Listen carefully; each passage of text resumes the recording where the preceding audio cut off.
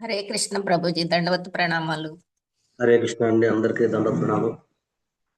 హరే కృష్ణ ప్రభుజీ, దండవత్ ప్రణామాలు ప్రభుజీ. హరే కృష్ణ. హరే హరే కృష్ణ అండి, కృష్ణ అందరికీ ప్రభుజీ దండవత్ ప్రణామాలు. హరే కృష్ణ ప్రభుజీ, దండవత్ ప్రణామాలు ప్రభుజీ. హరే కృష్ణ అండి, అందరికీ హరే కృష్ణ ప్రభుజీ. దండవత్ ప్రణామాలు. హరే కృష్ణ అండి, దండ ప్రణామం అండి అందరికీ. హరే కృష్ణ. ఓకే,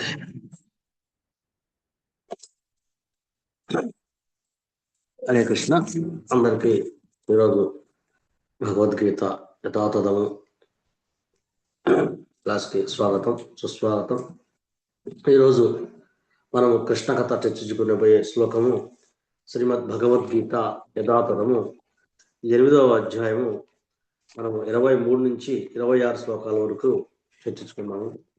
ఈ యొక్క శ్లోకంలో కృష్ణ భగవానుడు కాల రూపంలో కాలం యొక్క శక్తిని గురించి, కాలం ఏ సమయంలో ఎటువైపు వెళ్తే చివరి సమయంలో ఏ గమ్యం చేరుకుంటారు అనే విషయాలు స్వామి చెప్తున్నారు మనకి.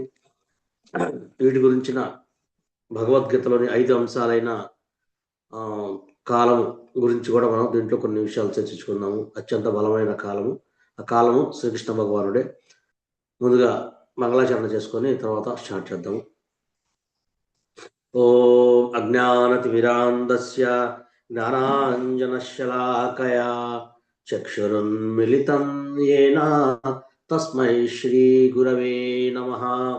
శ్రీ చైతన్య మనోభీష్టం స్థాపితం స్వయం రూపా కదా మह्यं దదాతి స్వపదాంతికం. వందేహం శ్రీగురో శ్రీయుతాపదకమలం శ్రీగురోన్ వైష్ణవాంశ శ్రీరూపం సాగ్రజాతం సహగణ రఘునాథాన్వితం తం సజీవం సాద్వైతం సావధూతం పరిజన సహితం కృష్ణ చైతన్య దేవం శ్రీ రాధా కృష్ణ పాదాన్ సహగణ లలితా శ్రీ విశాఖాన్వితాంశ. నమావోం విష్ణుపాదాయ కృష్ణ ప్రేష్టాయ భూతలే శ్రీమతే జయపతాకా స్వామినితి నామినే. నమ ఆచార్య పాదాయ నితాయ కృపదాయినే గౌరకథా దామదాయ నగర గ్రామ తారిణే. నమావోం విష్ణుపాదాయ కృష్ణ ప్రేష్టాయ భూతలే శ్రీమతే భక్తి వేదాంత స్వామినితి నామినే. నమస్తే సారస్వతీ దేవి గౌరవాణి ప్రచారిణే నిర్విశేష శూన్యవాది పాశ్చాత్య దేశతారిణే. జయ శ్రీ కృష్ణ చైతన్య ప్రభు నిత్యానంద శ్రీ అద్వైత గదాధర శ్రీవాసాది గౌరభక్త బృంద. హరే కృష్ణ కృష్ణ కృష్ణ హరే హరే, హరే రామ రామ రామ హరే హరే. మూకం కరోతి వాచాలం భంగుం లంఘయితే గిరిం యత్ కృపాకరం తమహం వందే శ్రీగురుం దీనతారిణం పరమానంద మాధవం శ్రీ చైతన్యమీశ్వరం. హరి ఓం సత్సత్. వాంఛాకల్పతరుభ్యశ్చ కృపా సింధుభ్యైవ చ పతితానాం పావనేభ్యో వైష్ణవేభ్యో నమో నమః. అనంత కోటి వైష్ణవ భక్త వృంद की जय. नामाचार्य हरिदास शिल हरिदास ठाकुर की जय. शिल प्रभुपाद की जय. शिल गुरुदेव की जय. నితాయ గౌర ప్రేమానందే హరి హరి హరి. హరే కృష్ణ అండి, అందరికీ స్వాగతం. ఈరోజు శ్రీమద్ భగవద్గీత యథాతథము 8వ అధ్యాయము. మనము 23 నుంచి 26 శ్లోకాల దాకా చర్చించుకుంటున్నామండి. ఇదంతా కూడా ఈ 23 నుంచి 26 శ్లోకాలు, ఈ 8వ అధ్యాయం మొత్తం కూడా భగవత్ ప్రాప్తి అనే విషయం గురించి మనకి చెప్తోంది. ఈ అధ్యాయం అంతా కూడాను 23 నుంచి 26 శ్లోకాల వరకు. ఎవరైతే ఈ శ్లోకాలు చదవాలనుకుంటున్నారో దయచేసి వాళ్ళు వీడియోస్ ఆన్ చేయండి. ఆన్లైన్ క్లాసు మనం అందరం ఖచ్చితంగా వీడియోస్ ఆన్ చేసుకుని చూడండి. ఇది శ్రేయస్కరం. కుదరని పక్షంలో అవకాశం లేని వాళ్ళు చేయొద్దు. Okay, thank you. ముందుగా 23వ శ్లోకం చూద్దామండి. యత్ర కాలే అనావృత్తిం ఆవృత్తిం చైవ యోగినః ప్రయతాయాంతి తం కాలం వక్ష్యామి భరతర్షభ. ఓ భరతవంశ శ్రేష్ఠుడా, ఏ ఏ కాలములలో ఈ జగత్తును వీడడం ద్వారా యోగి వెనకకు తిరిగి వచ్చునో జరుగునో లేక తిరిగి రాకుండానో నీకు నేను ఇప్పుడు వివరించుదును. 24వ శ్లోకము. అగ్నిర్జ్యోతి అహం శృక్కః షణ్మసా ఉత్తరాయణం తత్ర ప్రయాత గచ్చంతి బ్రహ్మ బ్రహ్మ విదో జనాః. పరబ్రహ్మమును ఎరిగిన బ్రహ్మవిధులు అగ్నిదేవుని ప్రభావములోను కాంతిలోను పగటి వేళ ఏదేని శుభగడియలలోను శుక్లపక్షములోను లేక సూర్యుడు ఉత్తరము ప్రయాణించు ఉత్తరాయణ పుణ్యకాలములోను 6 మాసములలో ఈ జగత్తును వీడుట ద్వారా పరబ్రహ్మమును పొందుదురు. 25వ శ్లోకము. ధూమో రాత్రిస్తదా స్పృష్ణః షణ్మసా దక్షిణాయనం తతశ్చాంద్రమాసం జ్యోతిర్యోగి ప్రాప్త విపర్యతే నివర్తతే. ఆ ధూమ సమయములోను రాత్రి సమయములోను కృష్ణపక్షములోను సూర్యుడు దక్షిణముకు ప్రయాణించు దక్షిణాయములు సమయములోను ఈ జగత్తును విడిచిన యోగి చంద్రలోకమును పొందినను మరులా వెనుకకు తిరిగి వచ్చును. 26వ శ్లోకము. శుక్లకృష్ణే గతి హేతే జగతః శాశ్వతే మతే ఏకయా యాతి అనావృత్తిం అన్యయా వర్తతే పునః. వేదాభిప్రాయమును అనుసరించి శుక్లగతి కృష్ణగతి అని ఈ జగత్తును విడుచుటకు 2 మార్గములు కలవు. శుక్లగతిని వర్ణించిన వాడు రాకుండును, కృష్ణగతిని వర్ణించిన వాడు తిరిగి వచ్చును. దయచేసి ఎవరైనా శ్లోకాలు చదవాలనుకున్నప్పుడు హ్యాండిల్ చేశారు కదా అందరూ, ఒక్కొక్కరు ఒక్కొక్క శ్లోకం చదువుగానే. సత్తయ్య పయ్యావుల దయచేసి 23వ శ్లోకం చదవండి ప్రభుజీ. హరే కృష్ణ ప్రభుజీ, దండోత్ప్రణామం ప్రభుజీ. హరే కృష్ణ. హరే కృష్ణ. శ్లోకము భాష్యం కూడా చదవండి. ఓకే ప్రభుజీ, దండోత్ప్రణామం. యత్ర కాలే త్వనావృత్తి ఆవృత్తిం చైవ యోగినా ప్రయతయంతి తాం కాలం వక్ష్యామి భరతర్షభః. ప్రభుపాదికి జై. ఓ భరత వంశములో శ్రేష్ఠుడా, ఏ కాలంలో ఈ జగత్తు నుండి వెళ్ళిపోతూ యోగి వెనుకకు తిరిగి వస్తాడో లేదా తిరిగి రాడో ఇప్పుడు నేను నీకు వివరిస్తాను. దండోత్ప్రణామం పదాయి ప్రభుజీ. భాష్యం చదవండి ప్రభుజీ.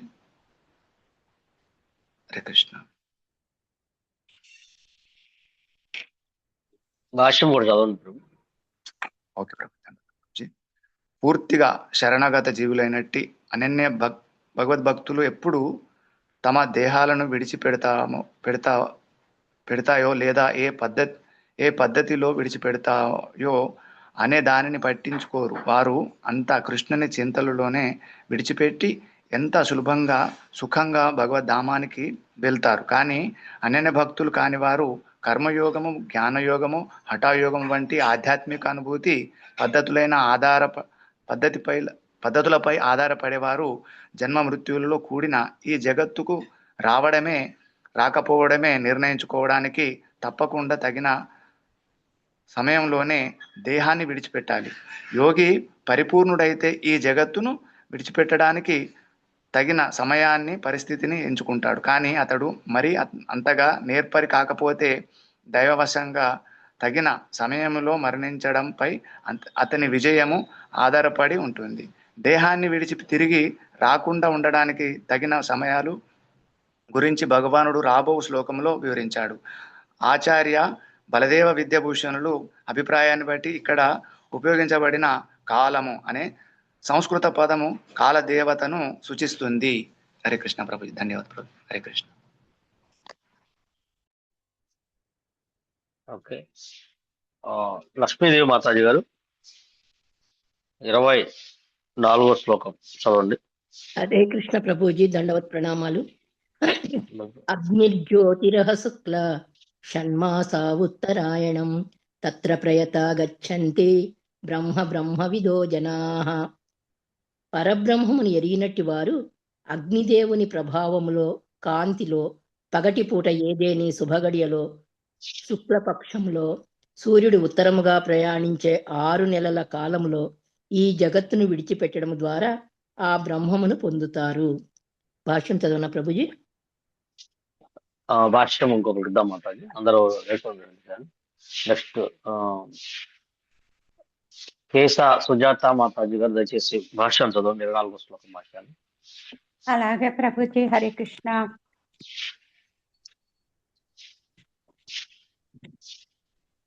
పరబ్రహ్మం ఎరిగిన వారు అగ్నిదేవుని ప్రభావములో కాంతిలో పగటిపూట ఏదేని శుభగడియలో శుక్లపక్షములో సూర్యుడు ఉత్తరముగా ప్రయాణించే 6 నెలల కాలంలో ఈ జగత్తును విడిచిపెట్టడం ద్వారా ఆ బ్రహ్మమును పొందుతాడు. భాష్యంపై శ్రీల ప్రభుపాద్ వారికి జై. అగ్ని, వెలుగు, పగలు, శుక్లపక్షము వంటివి పేర్కొనబడినప్పుడు వాటికి అధిష్టాన దేవతలు ఉన్నారని, జీవుడు వెళ్ళిపోవడానికి వారు ఏర్పాట్లు చేస్తారని అర్థం చేసుకోవాలి. మరణ సమయంలో మనసు జీవుని వేరొక జీవన పథంలో తీసుకొని వెళ్తుంది. మనిషి పైన చెప్పినట్లు నిర్ణీత సమయంలో దేవవశాత్తుగా గాని ఏర్పాటు ద్వారా గాని దేహాన్ని విడిస్తే నిరాకార బ్రహ్మజ్యోతిని పొందడం సాధ్యపడుతుంది. యోగ సాధనలో పురోగమించిన యోగులు దేహ త్యాగానికి కాలము, ప్రదేశము నిర్ణయించుకోగలుగుతారు. ఇతరులకు దానిపై నియంత్రణము ఉండదు. దైవవశాత్తుగా వారు మంగళమయ ఘడియలలో దేహాన్ని విడిచిపెడితే జన్మ మృత్యు జరాచక్రానికి తిరిగి రారు. లేకపోతే వారు తిరిగి రావడానికి ఎంతో అవకాశం ఉన్నది. అయినా కృష్ణ భక్తి భావనలోని విశుద్ధ భక్తునికి మంగళమయ ఘడియలో దేహము విడిచిన లేదా అమంగళమయ ఘడియలలో విడిచిన అది దైవవశాత్తుగా లేదా ప్రత్యేక ఏర్పాటులో జరిగిన తిరిగి వచ్చే భయమే ఉండదు. హరే కృష్ణ ప్రభుజీ. దండ ప్రణాం. ధన్యవాదాలు ప్రభుజీ. హరే కృష్ణ. జనని మాతాజీ గారు 25వ శ్లోకం చదవండి ఒకసారి. హరే కృష్ణ ప్రభుజీ. ధన్యవాదాలు. ధూమో రాత్రిస్తథా కృష్ణః షణ్మాసా దక్షిణాయనం తత్ర చాంద్రమసం జ్యోతిః యోగి ప్రాప్య నివర్తతే. భావం చదవమంటారా ప్రభుజీ? చదవను. ధూమ సమయములోను రాత్రి సమయములోను కృష్ణ పక్షములోను సూర్యుడు దక్షిణమునకు ప్రయాణించు దక్షిణాయన సమయములోను ఈ జగత్తును విడుచు యోగి చంద్రలోకమును పొందినను మరలా వెనుకకు తిరిగి వచ్చును. భాష్యం కొద్దిగానే ప్రభుజీ. శ్రీల ప్రపాదుల వారి భాష్యము. ప్రపాదుల వారికి జై.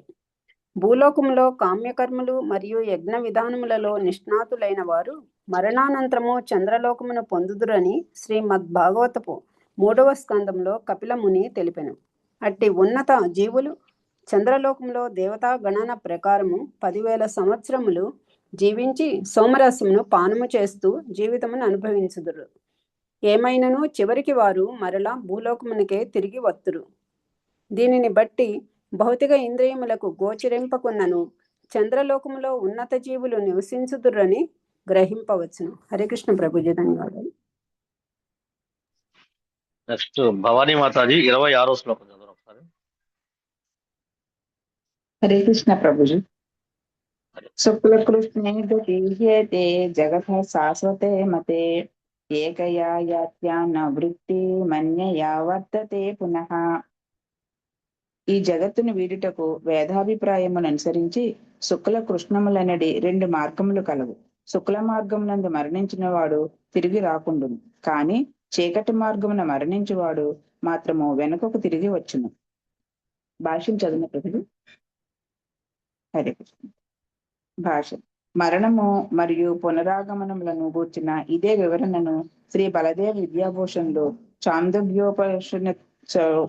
చాందోగ్యోపనిషత్తు 5.10.35 నందు ఉదహరించిరి. కామ్యకర్మరతులు తాత్విక కల్పనాపరులు అనంతకాలముగా ఇట్టి మరణము మరియు పునరాగమనములందు తగులుకొని ఉన్నారు. శ్రీకృష్ణుని శరణుజొచ్చని కారణముగా వారెన్నడూనూ దివ్యమైన చరమ మోక్షమును పొందలేరు. హరే కృష్ణ. ధన్యవాదాలు. హరే కృష్ణ. ఓం అజ్ఞానతిమిరాంధస్య జ్ఞానాంజనశలాకయా చక్షురున్మిలితం येन తస్మై శ్రీ గురవే నమః. నమో ఓం విష్ణుపాదాయ కృష్ణప్రేష్టాయ భూతలే శ్రీమతే భక్తి వేదాంత స్వామినితి నామినే. నమస్తే సారస్వతీ దేవే గౌరవాణి ప్రచారిణే నిర్విశేష శూన్యవాది పాశ్చాత్య దేశతారిణే. జై శిల ప్రభుపాద జై శిల గురుదేవ్ కి జై.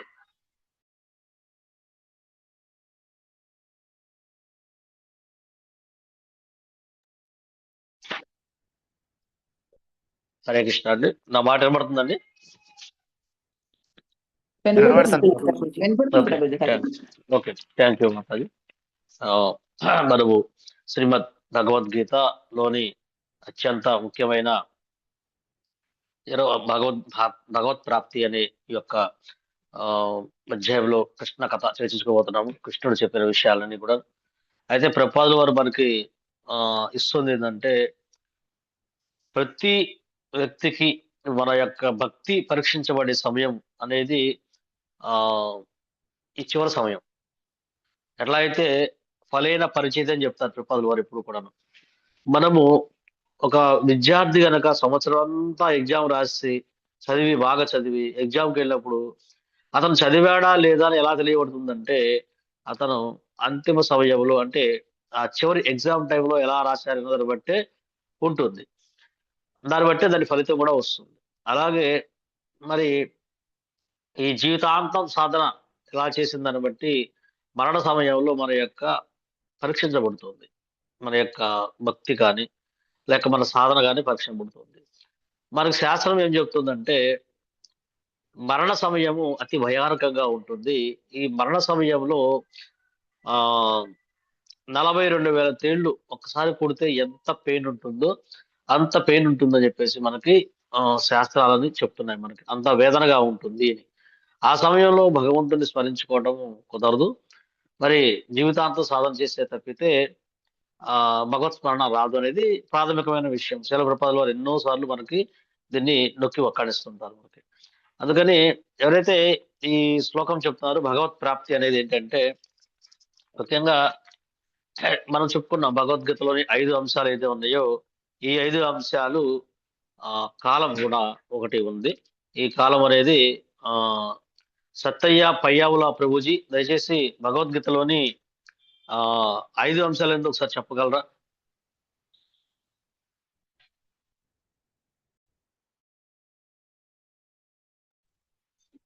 ప్రభు ఉన్నారా? సత్తయ్య పయ్యావుల ప్రభుజీ భగవద్గీతలోని 5 అంశాలు. ఓకే, భవానీ మాతాజీ మీరు చెప్పండి. హరే కృష్ణ. కాలము, జీవుడు, ఈశ్వరుడు, ప్రకృతి. ఇంకొకటి కర్మ, కాలము, ప్రకృతి, ఈశ్వరుడు. దీంట్లో కాలం అనేది అశాశ్వతమైనదా శాశ్వతమైనదా మాతాజీ? అశాశ్వతమే ప్రభు. శాశ్వతమైంది ప్రభుజీ. కాలం కర్మ ఒక్కటే అశాశ్వతం. కర్మ శాశ్వతం కదా. కర్మ అశాశ్వతం ప్రభుజీ, మిగిలినవన్నీ శాశ్వతం. కర్మ ఒకటే అశాశ్వతం. కర్మని మనం మార్చుకోవడానికి అవకాశం ఉంటుంది. సత్తయ్య పయ్యావుల ప్రభుజీ దయచేసి ఒకసారి మళ్ళీ చెప్పగలరా భగవద్గీతలోని 5 అంశాలు ఏంటనేది? కాలం, కర్మ, భగవాన్. హరే కృష్ణ. కాలం, కర్మ, హరే కృష్ణ. క్షమించాలి ప్రభుజీ, సమయానికి జ్ఞాపకం రావట్లేదు. హరే. ఓకే, మళ్ళీ నోట్ చేసుకోండి ఒకసారి మళ్ళీ. ఎందుకంటే అందుకే మనకి ఏం చెప్తుందంటే అన్ని వెంటనే ఒకసారి స్ట్రైక్ కావచ్చు. మనం ప్రతిరోజు రీక్యాప్ చేసుకుంటూ ఉండాలి. మన భగవద్గీతలోని 5 అంశాలు ముఖ్యంగా చెప్పబడేంత అంతా కూడా ఈ భగవద్గీత అంతా కూడా 5 అంశాలే అని ఉంటుంది. ముఖ్యంగా ఈశ్వరుడు, జీవుడు, ప్రకృతి, కాలము, కర్మ. ఈ 5 అంశాల గురించే భగవద్గీత మొత్తం కూడా మనకి సందేశం ఉంటుంది. కృష్ణుడి యొక్క సందేశం ఈ 5 విషయాల టాపిక్స్ తోటే మనకి ఉంటుంది. ఈశ్వరుడు, జీవుడు, అలాగే ప్రకృతి, కాలము. ఈ 4 శాశ్వతమైనవి. కర్మ అనేది మనం మార్చుకోవడానికి అవకాశం ఉంటుంది కాబట్టి అది టెంపరీ. దాన్ని మనం చేసే కర్మలను బట్టి మనం మార్చుకోవడానికి అవకాశం ఉంటుందని మనకు ప్రపాదుల వారు భాష్యంలో వారు అందిస్తున్నారు. అందుకని మరి శాశ్వతమైన ఈ కాలం గురించిన సందేశం మనం ఈరోజు చర్చించుకుంటున్నాము. మరి భగవద్గీతలో ఈ సందేశాన్ని కృష్ణుడు చెప్తున్నాడు అర్జునుడికి. దాన్ని మన జీవితంలో కూడా మనం ఎలా అప్లై చేసుకోవాలో కూడా చూసుకుంటూ ప్రపాదుల వారు మనకు ఒక చక్కని ఆ ఉత్సాహభరితమైన వెనకాల మనకు అందిస్తున్నాడు. ఏంటి? భక్తుడు ఎప్పుడు దేనికి కంగారు పడాల్సిన అవసరం లేదు, మనం కృష్ణుడి మీద ఆధారపడాలని చెప్పేసి అలా ఆధారపడిన వాళ్ళ యొక్క ఎన్నో మనం చూసాం కూడా. ఖచ్చితంగా భగవంతుడి మీద ఆధారపడితే మనం దేనికి భయపడాల్సిన అవసరం లేదని చెప్పేసి ముఖ్యంగా ఈ శ్లోకాల పరిచయం చూసుకుంటే ఈ 5 అంశాలైన కాలం గురించి అర్థం చేసుకోవాలి. ఇది ఈ కాలం కూడా దయచేసి మ్యూట్ చేసుకోవాలి. ఎవరు బాగా సౌండ్ వస్తుంది. భవానీ మాతాజీ మ్యూట్ చేసుకోండి దయచేసి. ఇంకా ఎవరున్నారు మ్యూట్ చేసుకోవాలి? Okay, thank you. మరికి ఈ కాలము మిగతా అన్ని 4 అంశాలు కూడాను భగవంతుని యొక్క ఆజ్ఞలకి లోబడే ఉంటాయి. అది ముఖ్యమైన ఉద్దేశం. ఈ కాలం కూడా భగవంతునికి స్వతంత్రంగా ఏమి లేదు, భగవంతుని యొక్క నియంత్రణలోనే ఉంది. అందుకని కృష్ణుడు చెప్తాడు, నేను కాలస్వరూపుణ్ణి, కాల రూపంలో నేను అందరినీ హరించి వేస్తాను అని కూడా స్వామి చెప్తున్నాడు అన్నమాట. అందువల్ల ఈ భగవంతునికి ఎన్నో శక్తులు ఉన్నాయి. వాటిలో ప్రకృతి అనేది, కాలం అనేది ఒక శక్తి. ఈ ప్రకృతిలోని అన్నిటినీ కూడా ఈ కాలం అనేది నియంత్రిస్తుంది. ఈ కాలం యొక్క ప్రభావం నుండి తప్పించుకోవటం అనేది జీవుడికి అసాధ్యము. ఎట్టి పరిస్థితుల్లో కూడా మనము కష్టం, తప్పించుకోలేము. మనం ఎక్కడి నుంచి తప్పించుకోలేము అనమాట. అందుకని మరి ఈ 4 శ్లోకాల్లో ఏం చేస్తున్నారంటే, యోగం చేసేవాళ్ళు ఎవరైతే ఉన్నారో ఈ యోగ మార్గంలో ఉన్న వాటిని యోగులు ఎలాగైతే వదిలిపెట్టేస్తారో, ఈ శరీరాన్ని వదిలిపెట్టేస్తారో దాన్ని మనం కాలంతో అనుసంధానం చేసుకొని ఎలాగా ఉంటారో చెప్పేసి మనకి చెప్తున్నారు అన్నమాట. అయితే ఈ రెండిట్లో మనకి 2 మార్గాలు చూపిస్తున్నారు. మనకి భాగవతం అంతా కూడా మనకు చెప్తుంది ఏంటంటే ప్రవృత్తి మార్గము, నివృత్తి మార్గము. ఈ 2 మార్గాల గురించి మనకు చెప్తున్నారు. అలాగే ఈ యొక్క 4 శ్లోకాల్లో చెప్తున్నారు, ఒకటి పునరావృత్తి మార్గము అంటే పునర్జన్మ తీసుకునే మార్గము, ఇంకొకటి పునర్జన్మ లేకుండా భగవద్ధామం వెళ్ళే మార్గం అనేది. ఈ 2 మార్గాల్లో ఏది ఎంచుకోవాలి అని చెప్పేసి ఆ సాధన చేసే ఆ సాధకుడి మీద ఉంటుంది అని మనకు చెప్తున్నారు అన్నమాట. ఏదైతే మొదటి మార్గం ఉందో 24వ శ్లోకంలో చెప్తున్నారు, ఏమంటున్నారు?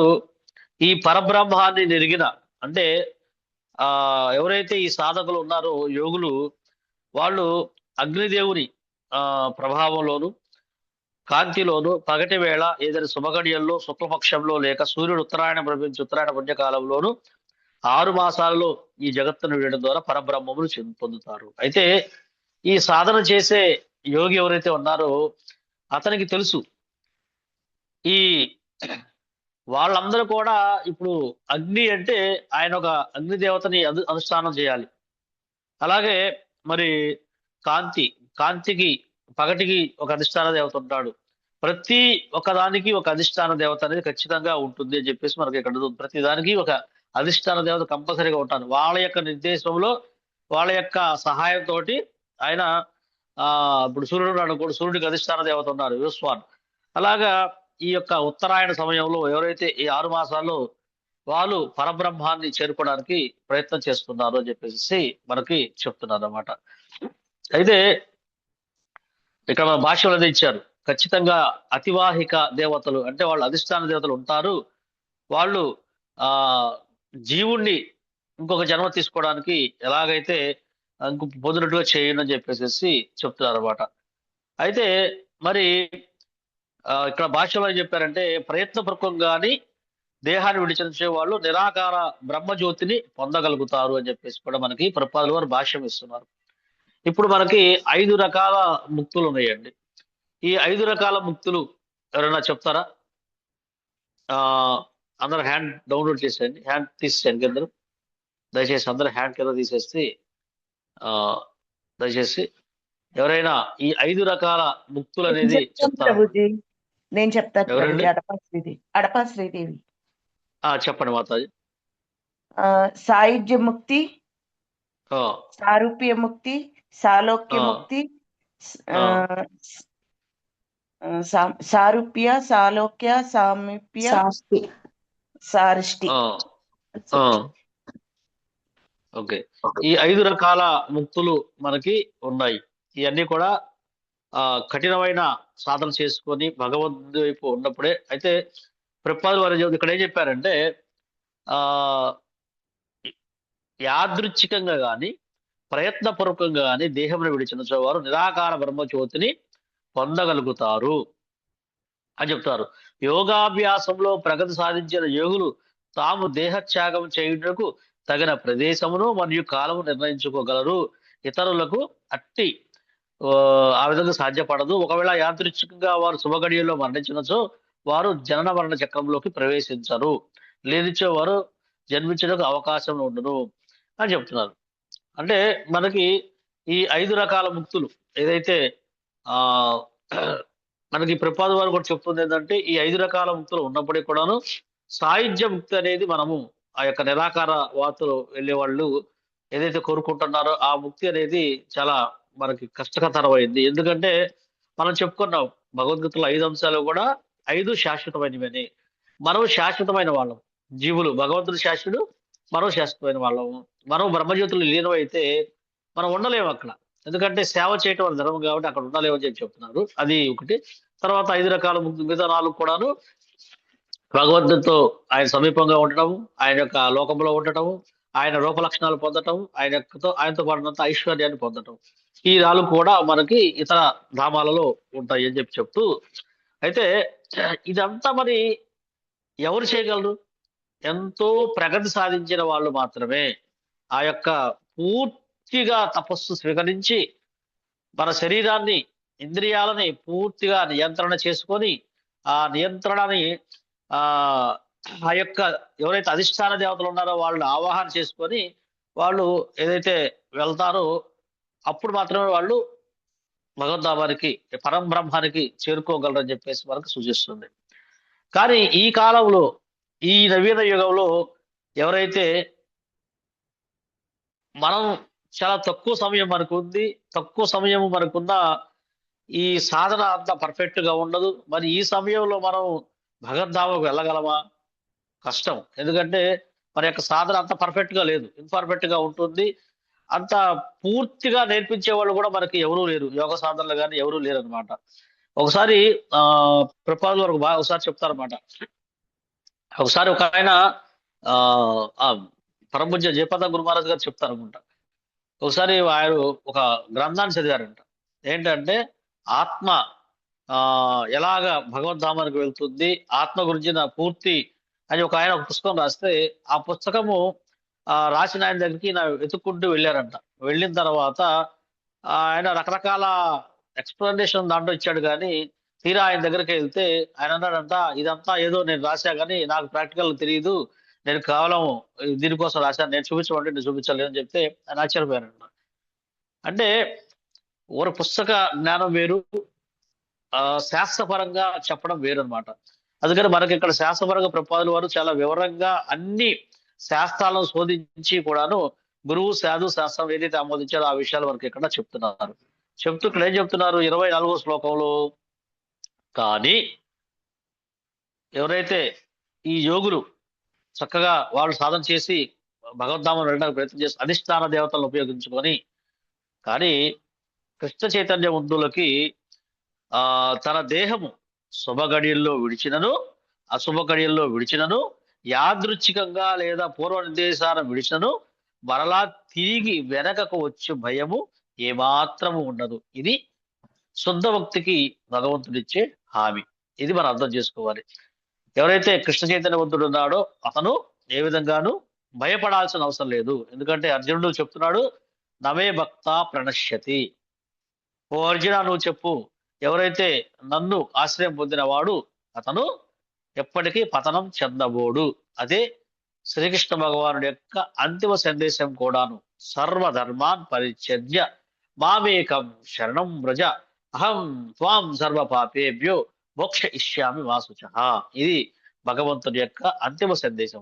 అందువల్ల ఏదైతే మనం భగవంతుడి యొక్క సేవలోనే మనం ఉన్నట్లయితే, కృష్ణ భక్తి చేసినట్లయితే మనము ఈ యొక్క కాలగతి కానీ దేనికి కూడా అయితే మనము భయపడాల్సిన అవసరం లేదని కాదు, భయపడాలి, గౌరవిస్తాం. మనం గౌరవించి కేవలము కృష్ణ నామాన్ని మనం పట్టుకున్నట్టయితే గురువు యొక్క ఆశీర్వాదంతో మనము వీటిని గౌరవిస్తూ మనము పరంధామానికి, గోలోక ధామానికి, వైకుంఠ ధామానికి చేరుకునే అవకాశం ఉంటుంది.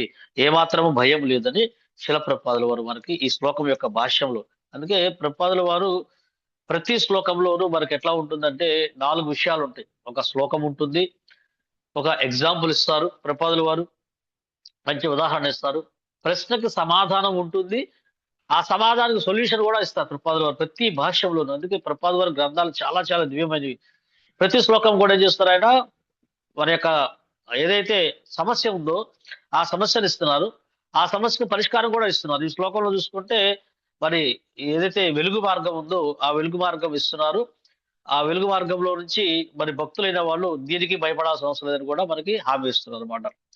మరి నెక్స్ట్ మార్గం, ఇంకొక మార్గం పునరావృత్తి మార్గం. ఇందాక చెప్పిన ఫస్ట్ మార్గం ఏంటి, మనకి పునర్జన్మ లేకుండా ఉండేది. ఇప్పుడు వచ్చేది మళ్ళా పునర్జన్మ ఉండే మార్గం ఏంటి అంటే 25వ శ్లోకము. ధూమో రాత్రి సదా కృష్ణ షణ్మస దక్షిణాయనం తత్ర చంద్రమసం జ్యోతిర్యోగి ప్రాప్త నివర్తతే. ధూమ సమయంలోను, రాత్రి సమయంలోను, కృష్ణపక్షంలోను, సూర్యుడు దక్షిణం ప్రయాణించి దక్షిణ సమయంలోను, దక్షిణాయన సమయంలో ఈ జగత్తును విడిచి చంద్రలోకమునకు పొందినను మరలా తిరిగి వెనకకి వచ్చును. అయితే ఈ ఎవరైతే యోగులు కానీ, లేదా ఇప్పుడు రెండో మార్గం ఏంటంటే సకామ కర్మలు చేసేవాళ్ళు కానీ, వాళ్ళు స్వర్గలోకాలకి, ఇంద్రలోకాలకి, చంద్రలోకాలకి వెళ్ళాలి అనుకుంటారు. ఎందుకంటే ఈ చంద్రలోకాలు ఇవన్నీ కూడా చాలా సమయం అనేది చాలా ఎక్కువగా ఉంటుంది. అంటే మానవ గణన అనుసరించి చాలా ఎక్కువగా ఉంటుంది అనమాట. చాలా తీవ్రమైన వ్యత్యాసం ఉంది మనకి వాళ్ళకి, చాలా వ్యత్యాసం ఉంది. వాళ్ళకి ఒక మనకి చంద్రలోకంలోకి చూసుకున్నట్టయితే మన ఈ చంద్రయాన్ యాత్ర చేశారు, మన భారతదేశం నుంచి రాకెట్ పంపించారు. అక్కడ ఒక పగలు సమయము మనకి 28 రోజులు, అది మనం చూసాం కాబట్టి అందరికీ అర్థమైంది. మనకి వాళ్ళకి ఏదైతే శాస్త్రం చెప్తుందో ఆ శాస్త్రం చెప్పిన దాన్ని మనం యథాతథంగా అంగీకరించాలని చెప్తోంది. ఒక పగల సమయం అక్కడ మనకి 28 రోజులు, అంటే ఒక రోజు మనకి 56 రోజులతో సమానం. ఈ లెక్కన వేసుకుంటే ఎంతో వ్యత్యాసం ఉంది. మనం 100 సంవత్సరాలు అక్కడ 100 సంవత్సరాలు వేసుకుంటే 10,000 సంవత్సరాలు అవుతుంది అక్కడ. అయితే మరి అంతకాలం అక్కడ ఏం చేస్తారు, ఈ సోమరసాన్ని స్వీకరిస్తూ ఆ యొక్క ఆ కాలానుగుణంగా వాళ్ళు జీవిస్తారు. అయినప్పటికీ వాళ్ళు తిరిగి ఆ సమయం ముగిసిపోయిన తర్వాత తిరిగి వెనక్కి రావాల్సిందే, ఎన్ని వేల సంవత్సరాలు గడిచినప్పటికీ తిరిగి రావాల్సిందే అని చెప్పేసి మనకు చెప్తున్నారు. అయితే ఈ రాకెట్లు వేసుకొని సైంటిస్టులు వెళ్ళి అక్కడ చంద్రలోకంలో జీవరాశియే లేదు, అక్కడ ఇళ్ళు ఫ్లాట్లు కట్టి ఏదో మన వాళ్ళకి అక్కడ ఏర్పాటు చేయడానికి ఇక్కడ నాశనం చేసిన చాలక అక్కడ వాతావరణం కూడా నాశనం చేయాలని చెప్పి ప్రయత్నం చేస్తున్నారు. కానీ అది సాధ్యం కాదు. పైగా ప్రతిదీ ఈ భౌతికమైన శాస్త్రవేత్తలు ఏం చేస్తారంటే మన కళ్ళతో చూసిందే ఉంది, లేకపోతే లేదనుకుంటారు. కానీ భగవంతుడు చెప్తున్నాడు అక్కడి వాతావరణానికి అనుగుణంగా అక్కడ జీవరాశి ఉంది, ప్రతి గ్రహంలోనూ జీవరాశి ఉందని చెప్పేసి ప్రభుపాదుల వారి భాషలో చెప్తున్నారు అన్నమాట. అందుకని అక్కడ కూడా జీవరాశి ఉంది. అయితే మనం భౌతికమైన నేత్రాలతో కనబడకపోవచ్చు. అంతిమంగా మనం చెప్పుకునేది ఏంటంటే ఈ సమయాల్లో ఎవరైతే వెళ్తున్నారో వాళ్ళందరూ కూడా తిరిగి ఈ జన్మ మృత్యు చక్రానికి తిరిగి రావాల్సిందే. మనకి ప్రతి లోకంలోనూ 14 లోకాల్లో కూడా ఈ లోకాలన్నీ కూడా, అందుకే చెప్పాడు కృష్ణుడు కూడా, ఆ బ్రహ్మ భువనార్లోక పునరావర్తినో అర్జున మాముపేత్య కౌంతేయ పునర్జన్మ నవిద్యతే. బ్రహ్మలోకం నుంచి కింద లోకం వరకు అన్ని కూడా పునరావర్తి అనేది ఉన్నవి. అందువల్ల ఎవరైతే నా ధామాన్ని చేరుకుంటారో వాళ్ళు ఏ విధంగా ఇంకా తిరిగి రావాల్సిన అవసరమే ఉండదు. ఇది మనం గమనించుకోవాలి. ప్రభుపాదుల వారు మనకి దీన్ని బాగా కోట్ చేస్తుంటారు అన్నమాట. అందువల్ల మనము ఈ కామ్య కర్మలు చేసి, సకామ కర్మలు చేసి, అంటే ఒక పుణ్యకార్యాలు చేయటము, దాన్ని ఫలితం కోరుకోవటము, దానివల్ల ఏమవుతుందంటే మళ్ళా ఈ చక్రంలో తిరుగుతూ, ఒకసారి పై లోకాలకి, ఒక కింద లోకాలకి తిరుగుతూనే ఉండాలని చెప్పేసి మనకి చెప్తున్నారు అనమాట. ఇక్కడ ఈ పొగ గాని చీకటి అంటే మనలో ఉన్న అజ్ఞానాన్ని సూచిస్తుంది. జ్ఞానం లేని స్థితి అర్థం చేసుకోవాలి. అందుకే మనము ముందు ప్రార్థన చేసుకుంటున్న గురుదేవులకి ఓం అజ్ఞాన తిమిరాంధస్య జ్ఞానాంజన శలాకయ చక్షురున్మిలితం యన తస్మై శ్రీ గురవే నమః. ఈ గురుదేవులు మనకి ఈ జ్ఞాన చక్షులు ఇచ్చినప్పుడు నిజమేమిటో అబద్ధమేమిటో తెలుసుకుంటాం. ఇప్పుడు దాకా మాకు కృష్ణ చైతన్యం రాకముందా కూడాను మేము ఈ సినిమాల ప్రభావం వల్ల కానీ లేక పెద్దవాళ్ళు చెప్పిన దాన్ని బట్టి అంటే స్వర్గలోకం అనేది చాలా అత్యున్నత లోకం అనుకునేవాళ్ళం మేము. కానీ అప్పుడు తెలియదు. కానీ ఏదైతే ప్రభుపాదుల వారి గ్రంథాలు పరిచయమైన కృష్ణ చైతన్యం పరిచయమైన తర్వాత ఇదన్నీ కూడా అశాశ్వతమైనవి. ఫస్ట్ లో ప్రభుపాదుల వారు చెప్తుంటే నేను ఏకీభవించేవాడు కానీ నాకు అర్థమయ్యేది కాదనమాట. అప్పుడు తెలియదు కాబట్టి. కానీ ఎప్పుడైతే ప్రభుపాదుల వారి యొక్క శాస్త్ర దృష్టి ద్వారా మనం చూస్తే ఉందంటే ఇవన్నీ కూడా అశాశ్వతమైనవే, ఇవన్నీ కూడా మళ్ళా తిరిగి వచ్చాయి.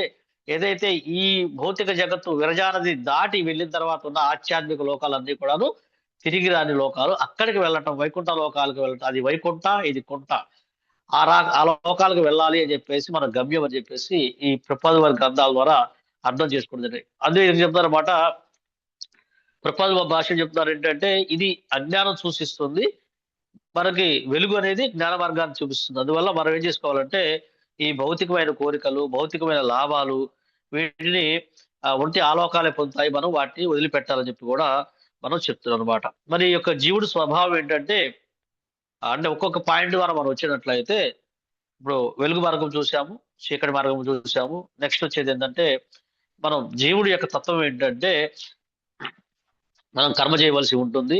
అందువల్ల మనం నిత్యుడం కాబట్టి మనం తాత్కాలికమైన ఈ చంద్రలోకము, ఇంద్రలోకము ఇటువంటి వాటిని కోరుకోకుండా మనము ఈ ప్రకృతి బంధనం నుంచి మనం బయటపడాలంటే తాత్కాలికమైన సుఖాల కోసం కర్మ చేయకుండా ఈ కాల చక్రంలో మనం తిరగకుండా పరంధామానికి వెళ్ళాలి అని చెప్పేసి కూడా మనకి అర్థమైంది అనమాట. తర్వాత నెక్స్ట్ మనకు చూస్తున్నారు 26వ శ్లోకము. వేదాభిప్రాయం అనుసరించి శుక్లగతి కృష్ణగతిని జగత్తును విడిచి 2 మార్గాలు కలవు. శుక్లగతిని మరణించిన వాడు తిరిగి రాకుండాను, కృష్ణగతిని మరణించిన వాడు తిరిగి వచ్చును అని చెప్పేసి చెప్తూ ఇక్కడ శ్రీకృష్ణునికి శరణ వేడనందున వారెన్నడూను పరమగతికి చెందరు. ఇది ఎవరైతే ఈ కామ్య కర్మలు చేస్తున్నారో, సకామ కర్మలు చేస్తున్నారో వాళ్ళు సమస్య ఏమిటంటే అక్కడ ప్రభుపాదులు చెప్తున్న సమస్య ఏంటంటే వాళ్ళు భగవంతుణ్ణి శరణ పొందరు.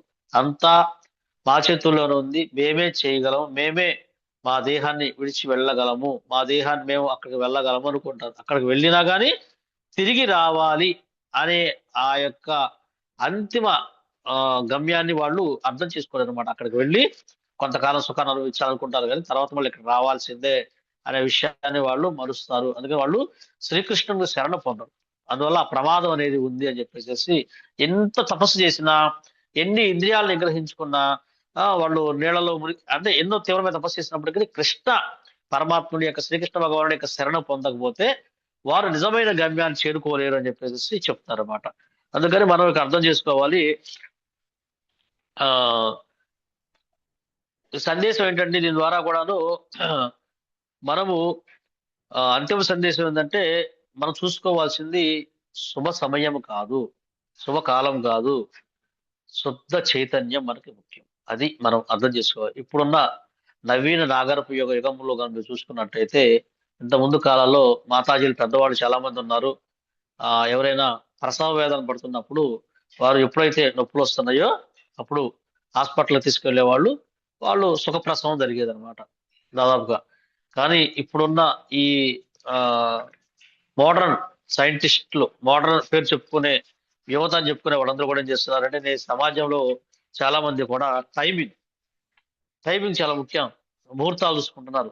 ఆఖరికి సిజేరియన్ చేసుకోవడానికి కూడాను ఆ సిజేరియన్ చేసి ఆ టైమింగ్ ప్రకారం వాళ్ళు ఆ యొక్క సమయాన్ని అంటే ప్రకృతి ఇచ్చే సమయాన్ని వాళ్ళు నిర్ణయించుకుంటున్నారు. నిర్ణయం చేసేసి సిజేరియన్ చేపించి బిడ్డల్ని డెలివరీ చేయటం జరుగుతుంది అనమాట. చాలా అది అంత మంచిది కాదు, సరైన మంచిది కాదు. ఎందుకంటే ప్రకృతి నియమానుసారంగా ఏదైతే సమయం ఉందో ఆ సమయానుగుణంగానే మనం రావాలి అని చెప్పేసి మనకు శాస్త్రం చెప్తుంది అనమాట. అందువల్ల మనం ఏం చేస్తున్నామంటే ఈ ప్రాధాన్యం మన శుభ ముహూర్తాలకి వాటికి ప్రాధాన్యం కాదు. మనం ఇవ్వవలసింది ఖచ్చితంగా కృష్ణ చైతన్యం, అంటే మన చైతన్యం మార్పు రావాలి అనేది ముఖ్యమైన సందేశం దీంట్లో. మనకు చూసుకున్నట్లయితే ఆ భీష్మాచార్యుల వారి యొక్క స్టోరీ మనం చూసుకుంటే మహాభారతంలో ఆయన బాణాల పరుపు మీద పడుకున్నాడు. ఆయన ఉత్తరాయణం కాలం కోసం ఎదురు చూస్తున్నారు. ఆయన ఇచ్ఛామరణం, దానికి వరం ఉంది. అయినప్పటికీ కూడాను ఆయన అక్కడ చూస్తుంది ఏంటంటే ఆ శుభగడియ కూడా, అంటే ఆ శుభగడియ అనే సమయాన్ని కూడా భగవత్ ప్రాప్తిలోగా, అంటే కృష్ణ చైతన్యంలో ఉపయోగించుకున్నారు ఆ సమయాన్ని. అందుకంటే మన మహాజనుల్లో 12 మందిలో వారొకళ్ళు, వారు ఏదైతే ఇచ్ఛామరణం అనే దాన్ని కూడాను ఆయన ఈ శుభ సమయాన్ని ఉపయోగించుకొని భగవంతుడు వచ్చే సమయం, అంటే వాళ్ళ తండ్రి గారికి ఆయనకు ఒక వరం ఇచ్చారు, నీకు ఇచ్ఛామరణం ఉంది. అయితే ఇతను ఏమని చెప్పాడంటే, నా యొక్క రాజ్యం ఏదైతే ఉందో పూర్తి సుభిక్షంగా, పూర్తి సురక్షితంగా ఎప్పుడైతే ఉంటుందో అప్పుడు నేను కాలాన్ని తీసుకుంటానని చెప్పి ఆయన తండ్రి గారు చెప్పారు. అయితే మరి ఎప్పుడైతే యుద్ధం గెలవడంతో భీష్ముడు ఆయనకు అర్థమైంది, శ్రీకృష్ణుడి యొక్క శ్రీకృష్ణ భగవాన్ యొక్క నిర్దేశంలో పాండవులు రాజ్యం తీసుకున్నారంటే ఇక సురక్షితంగా ఉన్నట్టే, కృష్ణుడు యొక్క రాజ్యం వచ్చేసినట్టే. కానీ ఆయన వెంటనే విడవలేదు. ఆయనకి పట్టాభిషేకం చేసుకొని తర్వాత ఆ ఇంకొక అంతిమ సందేశం, అంతిమ కర్తవ్యం ఉంది, భగవంతుని యొక్క అంతిమ పాలన ఉంది ఒకటి. ఏమిటి అంతిమ పాలన అంటే, ఈ ధర్మరాజు ఎవరితో ఉన్నాడు, ఆయన తీవ్రమైన విరహంలో ఉన్నాడు, తీవ్రమైన వేదనలో ఉన్నాడు.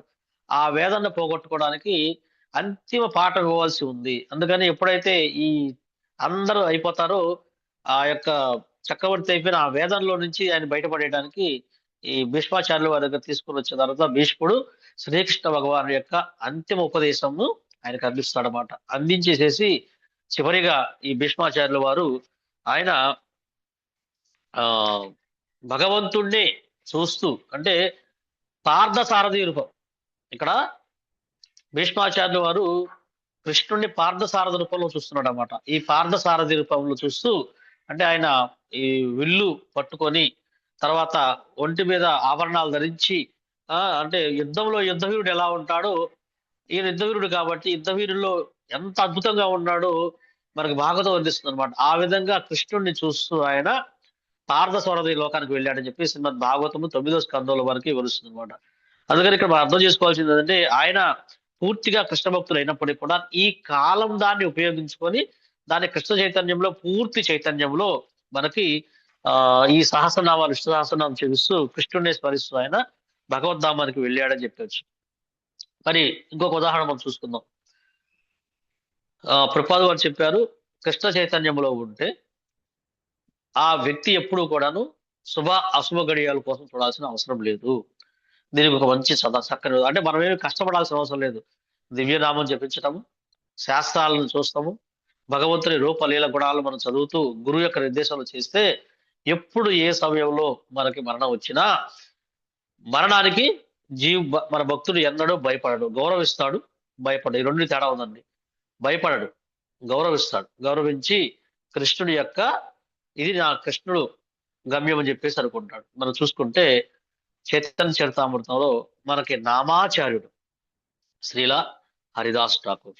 ఈ హరిదాస్ ఠాకూర్ చైతన్య మహాప్రభు యొక్క ముఖ్య శిష్యుడైన హరిదాస్ ఠాకూరు ఆయన మహాప్రభు కీర్తనలోనే ఉండగానే కృష్ణుడిని ధ్యానిస్తూ చైతన్య మహాప్రభుని చూస్తూ కూడాను ఆయన ఉత్తరాయణమా దక్షిణాయనం పట్టించుకోలేదు. తన యొక్క భగవంతుడి యొక్క సాంగత్యములో ఆయన శరీరాన్ని విడిచాడు.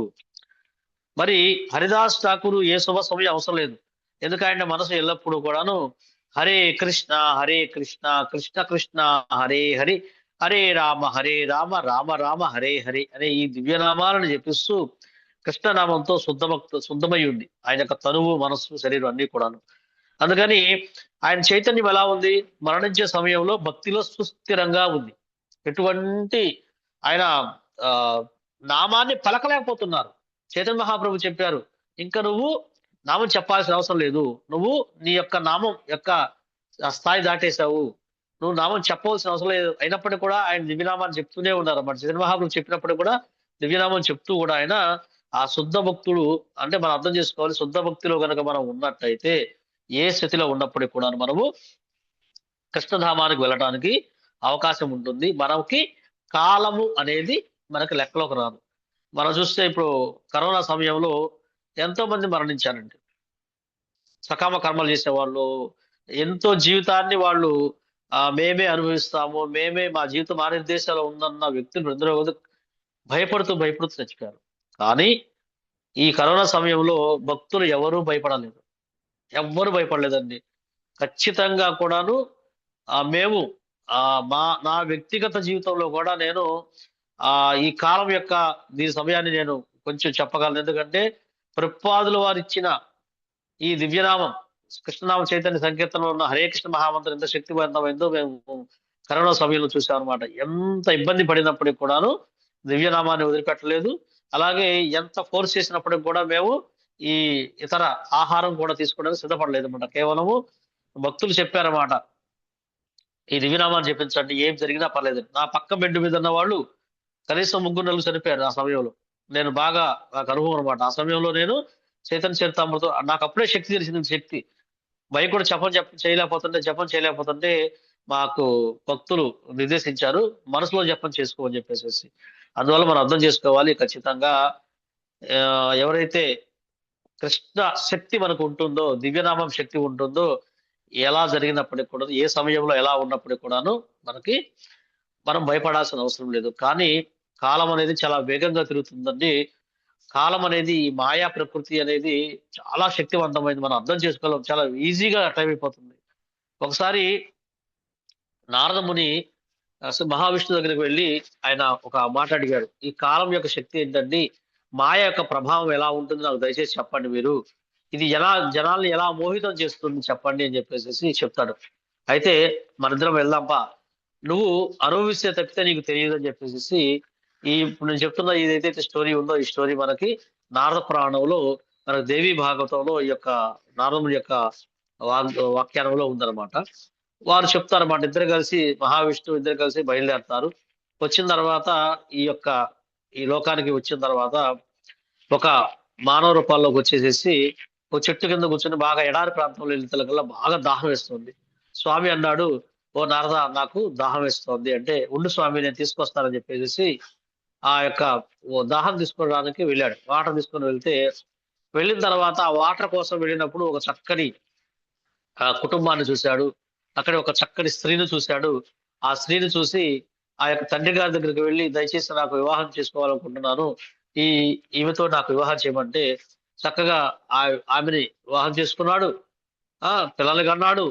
పిల్లలతోటి సంసార బాధలు, ఈతి బాధలతో అటు ఇటు పరిగెడతా ఉన్నాడు. పిల్లలు పోషించడానికి అటు ఇటు పరిగెడతా ఉన్నాడు. తర్వాత ఒకానొక సమయంలో బాగా పెద్ద కరువు వచ్చింది. కరువులో ఆయన ఇబ్బంది పడుతున్నాడు. ఆ తర్వాత అతివృష్టి వచ్చింది, వరదలు వచ్చినాయి. ఆ వరదలో మొత్తం ఇల్లంతా కొట్టకపోయింది, పిల్లలు అందరూ పోయారు, ఆ ఊరు మొత్తం నాశనం అయిపోయింది. ఈయన స్వామి రక్షించు, స్వామి రక్షించు, స్వామి రక్షించు అని చెప్పేసి ఆయన ప్రార్థిస్తున్నాడు. తీరా చూస్తే మొత్తం తిరిగి వచ్చిన తర్వాత ఆ యొక్క కాల ప్రభావం అనేది, ఆ యోగ మాయా ప్రభావం తొలగిపోయిన తర్వాత చూసుకున్నట్టయితే ఆయన భగవంతుడి దగ్గరికి వచ్చాడు. ఏమిటి నారదా, నీళ్లు తీసుకొద్దామని చెప్పి వెళ్ళావు, ఇంకా రాలేదు, ఎంత సమయం అని చెప్పేసి చూసాను మేడం. అయితే అక్కడ భగవద్ సన్నిధిలో ఉన్న ఆ కొద్ది సమయం వీరికి పిల్లలు పుట్టి ఎంతో సమయం పట్టింది అనమాట. ఆశ్చర్యపోయాడనమాట, కాలం ఇంత వేగంగా తిరుగుతుంటుందా. అందుకని మనం పెరిగి పెద్దవాళ్ళ ఈ కాలం పిల్లలు పుట్టి ఇది అంతా కూడా మనకి ఆ దేవతాగణ సమయం నుంచి చాలా తక్కువ సమయం అనమాట. అందువల్ల ఇది ఒక మెరుపు లాంటి సమయంలో మనం భావించి ఈ కొద్ది సమయాన్ని, ఇప్పుడు ఈ 100 సంవత్సరాలు మనకు ఏదైతే 100 సంవత్సరాల గ్యారెంటీ లేదు, దీంట్లో నిద్ర సగం గడిచిపోతోంది, తర్వాత మన బాల్యం గడిచిపోతోంది, తర్వాత మరి మిగతా కార్యక్రమాలు ఎన్ని ఉన్న భక్తి చేసుకోవడానికి చాలా కొద్ది సమయమే ఉంది.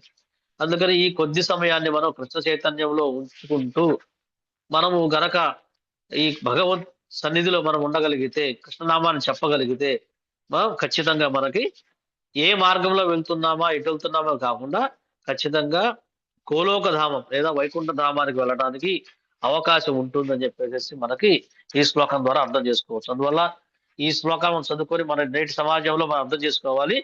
ఈ 4 శ్లోకాల్లో ఇచ్చిన అంతిమ సందేశం ఏంటంటే, కాలము అన్నింటినీ నియంత్రిస్తుంది, కానీ శుద్ధ భక్తి ఈ కాలానికి కూడా అతీతమైంది. మన శ్రీ హరిదాస్ ఠాకూర్ యొక్క ఉదాహరణ ద్వారా కూడా మనం చూసుకోవచ్చు. నవనాగరిక సమాజంలో టైం మేనేజ్మెంట్ ఎక్కువ దృష్టి పెడుతుంది కాబట్టి కృష్ణుడు చెప్తున్నాడు, నువ్వు టైం ఎంత మేనేజ్ చేసినప్పటికి కూడాను నువ్వు కాలానికి లోబడే ఉన్నావు. నిజమైన మార్పు ఏంటంటే మనము ఈ కాలాన్ని గౌరవిస్తూ కొంత సమయాన్ని కృష్ణుడికి కేటాయించాలి. ప్రతి నిమిషము విలువైంది, ప్రతి సెకండ్ విలువైంది.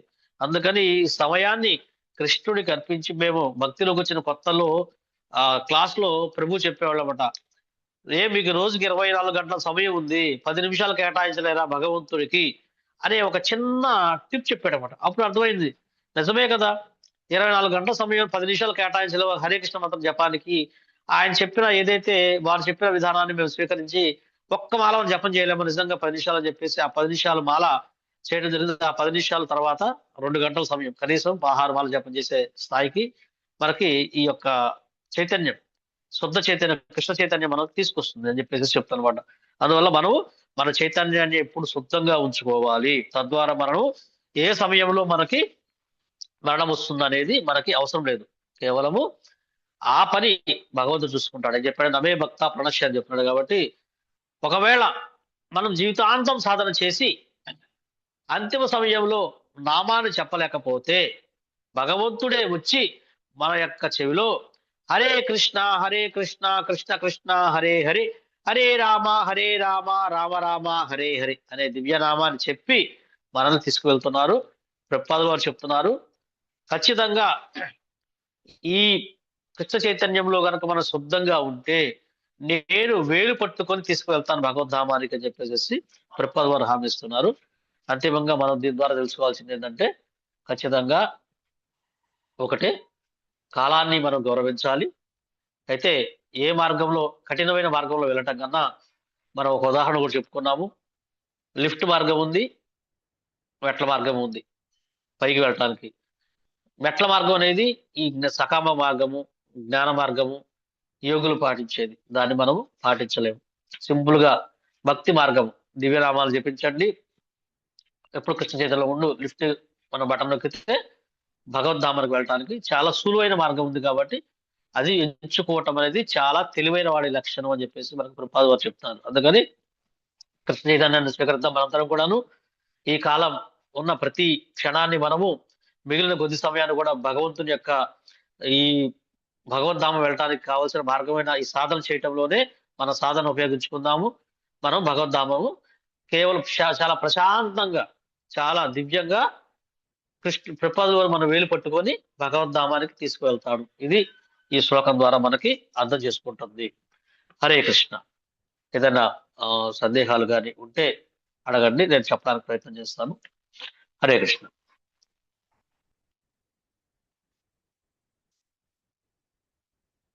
హరే కృష్ణ ప్రభుజీ. హరే ఇక్కడ శ్లోకంలో ధూమమునందు అని అంటే ఏంటి ప్రభుజీ? 25 అంటే పొగ ఇక్కడ ప్రభుపాదుల వారు ఇచ్చారు. ధూమము అంటే పొగ సమయంలో, అంటే మనకి చలికాలంలో కానీ లేకపోతే వాతావరణంలో చాలా మార్పులు వస్తుంటాయి కదా, అక్కడ మనకి ఇచ్చింది ధూమము అంటే పొగ అని ఇచ్చారు. ధూమే.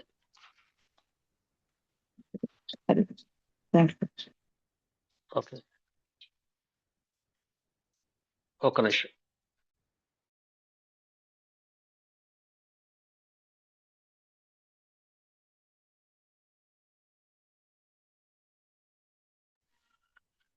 హరే కృష్ణ, చెప్పండి. ఇంకేమైనా డౌట్స్ ఉంటే అడగండి, లేదంటే మనం ఈరోజు సెషన్ ముగిద్దాం. హరే కృష్ణ ప్రభుజీ, దండోత్పన్నం ప్రభుజీ. హరే కృష్ణ. హరే కృష్ణ ప్రభుజీ, దండవత్ ప్రణామాలు. హరే కృష్ణ. ప్రభుజీ, మీరు ఇప్పుడు ఏంటి సిజేరియన్ చేసుకుంటే ప్రకృతి విరుద్ధంగా అన్నారు కదా, అంటే ఇప్పుడు దేవుడి ఆశీస్సులు లేదే మనం ఎవరము బయటికి రాలేము గర్భం నుంచి అనుకుంటాం కదా, అదే అట్లా రావటమే దేవుడి ఆశీస్సులు అనుకోకుండా అది ప్రకృతి విరుద్ధం అంటే ఎట్లా? అంటే నేను చెప్తోంది మాతాజీ, సిజేరియన్ అనేది డాక్టర్ గారు చేస్తే పర్వాలేదండి. కొంతమంది సమయం పెట్టుకొని, ఈ రోజు శుభ సమయము, ఈ రోజు ఇన్ని గంటలకి ఆపరేషన్ చేయండి, మా బిడ్డను బయటికి తీయండి అని చెప్పేసి హాస్పిటల్స్ లో వచ్చేవాళ్ళు చాలా మంది ఉన్నారు. అలా చేయటం అనేది విరుద్ధం అని చెప్తున్నాను. అంటే సమయాన్ని మన చేతిలో లేదు, మనం కాలానికి వదిలేయాలి. ఇప్పుడు డాక్టర్ గారు ఉన్నారు, బిడ్డ అడ్డం తిరిగిందండి, అదే ఆపరేషన్ కుదరట్లేదు, సిజేరియన్ చేస్తారు, అది వైద్య శాస్త్రం పరిస్థితి, దానికి వదిలేయాలి మనం. నేను చెప్పేది ఎవరైతే పర్ఫెక్ట్ టైం పెట్టుకొని నాకు ఈ సమయానికే నాకు బిడ్డ కావాలి, ఇంకా 9 నెలలు గడవలేదు, 10 నెలలు గడవలేదు, నెక్స్ట్ వచ్చేది శుభగడియ కాదు, అలా వాళ్ళ కోసం నేను అట్లా చెప్తున్నాను అనమాట. అంటే మనం టైం మేనేజ్మెంట్ కూడా ఈ విధంగా ఉపయోగించుకుంటున్నారు, కానీ అది పర్ఫెక్ట్ కాదు అది అని చెప్పేసి మనం ప్రకృతిని ఫలంగా ఏదైతే వాళ్ళు 9 నెలల సమయం ఉందో ఆ 9 నెలల సమయము అయిన తర్వాత ఎప్పుడు రావాలనేది భగవంతుడు నిర్దేశించాడు. దాని ప్రకారం అనేది మనం వేరే కానీ మన చేతుల్లో తీసుకోకూడదు. ఎందుకంటే ఇప్పుడు యువత అదే జరుగుతోంది అనమాట. ఆ ఒక్క విషయంలో చూసుకుంటున్నారు కానీ మరి ఆ బిడ్డకి మనం కృష్ణ చైతన్యం ఇచ్చామా లేదా, ఆ కడుపుతో ఉన్న ఆ స్త్రీ మాతకి సరైన కృష్ణ చైతన్యంలో ఉందా లేదా ఇవన్నీ చూడట్లేదు. కేవలము ఈ హాస్టల్ని చూసుకొని అట్లా చేస్తున్నారని చెప్తున్నాను మాతాజీ. అది చూసేవాళ్ళకి. ప్రభుజీ అట్లా శుక్లపక్షంలో పుడితే పునర్జన్మ ఉండదు అన్నారు కదా. ఇప్పుడు మళ్ళీ సిజేరియన్ టైమింగ్ చూసుకొని చేసినా కూడా శుక్లపక్షం అప్లై అవుతుందా ప్రభుజీ? అది నేను శుక్లపక్షం కృష్ణపక్షం అనేది మరణానికి సంబంధించి, ఇక్కడ మరణ సమయం గురించి కదా మనం మాత్రం చెప్తుంది, అదే ఇక్కడ అదే జనం అప్పుడే గురించి చెప్పలేదు. అదే మనం అప్పుడే మరణ సార్ ఇప్పుడు మాతాజీ అదే అన్ని టైమింగ్స్ చూసుకొని పుడితే రాజేతారు ఈ టైంలో అట్లా ఉంటే ఉంటారు కదా ప్రభుజీ. అది అప్లై అయితే ప్రభుజీ?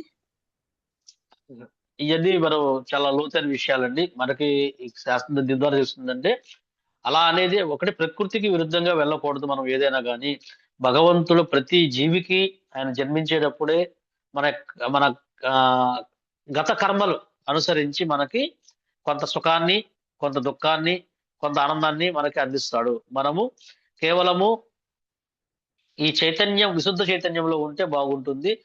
రాజు అయినా ఏదైనా సరే ఒకటి మన గత కర్మలను అనుసరించి ఖచ్చితంగా దాన్ని ఏమీ మార్చలేము మనం. అయితే కృష్ణ చైతన్యం ద్వారా భగవద్భక్తి పొందడం ద్వారా దాన్ని కొంచెం అనుగుణంగా మార్చుకోవచ్చు. మనకి అంటే కష్టాలు వచ్చినాయి అనుకోండి, కష్టాలని మనం దూరం పోగొట్టుకోలేము, కానీ దాని యొక్క ప్రభావం అనేది తగ్గించుకోగలము. అట్లాగే సుఖం వచ్చినా సరే దాన్ని పొంగుకోకుండా మనము భగవద్భక్తిని నిలపగలము. ఒకటి నేను చెప్పేది ఏంటంటే ఏదైనా సరే మన గత కర్మలు అనుసరించి మనకి మనం వద్దనుకున్నా అది వస్తుంది, నాకు రావద్దన్నా సరే రాగదు. అది ఖచ్చితంగా అది తెలుసుకోవాలి మనం. హరే కృష్ణ ప్రభుజీ, మనం ఎంత టైం చూసుకున్నా అక్కడ లోపలికి వెళ్ళిన తర్వాత డాక్టర్ చేతుల్లో కూడా ఉండదు కదా ప్రభుజీ. కరెక్ట్ గా చేయాలని మనం చెప్పిన టైం చేయాలని ఏమి రాదని అంటారు. అవును, కరెక్టే మరి, అంతే మాత్రం రాస్తుంది. అది మన ఆ టైంకే రాలేము.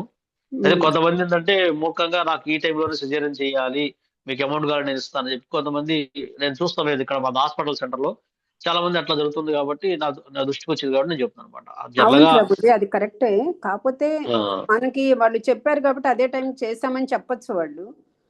చెప్పొచ్చు, అంతేగా మరి. లోపలికి వెళ్ళిన తర్వాత చాలా టైం. అందువల్ల మనం అర్థం చేసుకోవాల్సింది ఏంటంటే మనకున్న మిడిమిడి జ్ఞానంతో మనం కాలాన్ని నియంత్రించలేము అని కూడా మనం అర్థం చేసుకోవాలన్నమాట. ఇప్పుడు డాక్టర్ గారు చెప్పారనుకోండి, మీరు చెప్పిన టైం బాగుంది, ఆ టైంలో ఆపరేషన్ చేస్తే బిడ్డకు ప్రాణానికి, తల్లి ప్రాణానికి ఉందనుకో ఏం మాట్లాడలేరు. అదంతా డాక్టర్ గారి చేతిలో ఉంటుంది. అది వాళ్ళ నిర్దేశంలో మనం చేసుకుంటే కానీ ఒకటి మనం నియంత్రించలేము అర్థం చేసుకోవాలి. ఫస్ట్ ఈ శ్లోకం ద్వారా ఏంటంటే కాలాన్ని మనం నియంత్రించలేము, మన చేతిలో లేదు, ఏది కూడా మన చేతిలో లేదు అనే విషయం మనం అర్థం చేసుకోవాలి. ఈ యొక్క భాష్యంలో ఉన్న అర్థం అనమాట. ఓకే, హరే కృష్ణ. త్రుటిలో తప్పిన సమయాన్ని చూసుకుంటే త్రుటిలో తప్పిన ప్రమాదం అంటారు కదా ప్రభుజీ, అది కూడా దేవుడి చేతిలోనే ఉంది కదా ప్రభుజీ. ఏదండి? త్రుటిలో తప్పిన ప్రమాదం ఒక క్షణంలో, ఒక సెకండ్ లో ఇట్లుంటే ఇట్లా అయ్యేది అంటారు కదా ప్రభుజీ. అంటే సహజంగా మనకి ప్రతి వ్యక్తి జీవితంలో ఉండి కొన్ని యమఘడియలు కూడా ఉంటాయండి అంటారు. నాకు పూర్తిగా తెలియదు కానీ పెద్దవాళ్ళు చెప్పగానే వినింది ఏంటంటే కొన్ని ప్రమాదానికి దగ్గరగా వచ్చే కొన్ని సంఘటనలు ఉంటాయి. ఆ సమయాన్ని ఒక్కోసారి వాళ్ళ చైతన్యం బట్టి కూడా ఒక్కోసారి దాన్ని తప్పించుకోవచ్చు. ఇన్ కేసు ఒక్కోసారి ఆ సమయంలోనే వారి యొక్క మృత్యు కూడా జరగవచ్చు అంటారు. కొంతమందికి ఏంటంటే వారు చేసిన కర్మలను అనుసరించి తప్పిపోతుంటాయి కొన్ని తరం. ఇప్పుడు మొన్న ఒక భక్తుడు నాకు చెప్పాడు, మా సీనియర్ భక్తుడు ఒక ఆయన చెప్పాడు అనమాట. ఆయన ఏం చెప్పాడంటే నాకు చాలా ఆశ్చర్యకరమైన విశ్లేషణ చేశాడు. ఆయన కృష్ణ చైతన్యంలో రాకముందు చాలా దుష్ట కార్యాల్లో పాల్గొనేవాడని స్వయంగా చెప్పాడు ఆయన. నేను చాలా దుష్ట కార్యాల్లో పాల్గొనేవాడిని, మేము కొంతమంది ఉండేవాళ్ళము. ఆయన ఎందుకో మరి మనసు ఏమనిపించిందో తెలియదు. ఒక రోజు నన్ను కూర్చోబెట్టుకొని చెప్తా ఉన్నాడు అనమాట. చాలా పెద్ద వ్యక్తి. నేను చేసిన దుష్ట కార్యాలకి నేను ఎప్పుడో చచ్చిపోవాల్సింది. అసలు నన్ను నాతో పాటు ఉన్న మా ఫ్రెండ్స్ అందరూ కూడా హఠాత్తుగా రకరకాలుగా చనిపోయారు. ఎన్నో రకాలుగా వాళ్ళు చాలా అన్ఎక్స్పెక్టెడ్ మృత్యువుతో చనిపోయారు. నేను కూడా అసలు చనిపోవాల్సింది. ఎందుకంటే నేను చేసిన దుష్ట కార్యాలకు ఎప్పుడో చనిపోవాల్సింది. కానీ ఒకసారి మృత్యువు దగ్గరగా వెళ్ళి నేను 1-2 సార్లు తప్పించుకున్నాను. ఆ సమయంలో నాకు అర్థమయ్యేది కాదు. ఎందుకు నేను మిగతా వాళ్ళందరూ చనిపోయారు. మరి నాకెందుకు రాలేదు ఈ విధంగా అని చెప్పేసి నేను ఆశ్చర్యపోయేవాడిని. నేను ట్రిపుల్ ఎందుకు తప్పించుకున్నానని చెప్పేసి అనుకునేవాడిని. ఆ తర్వాత నాకు ఒక భగవద్భక్తుడి యొక్క దయ వలన కృష్ణ చైతన్యం అనేది నాకు పరిచయం అయింది.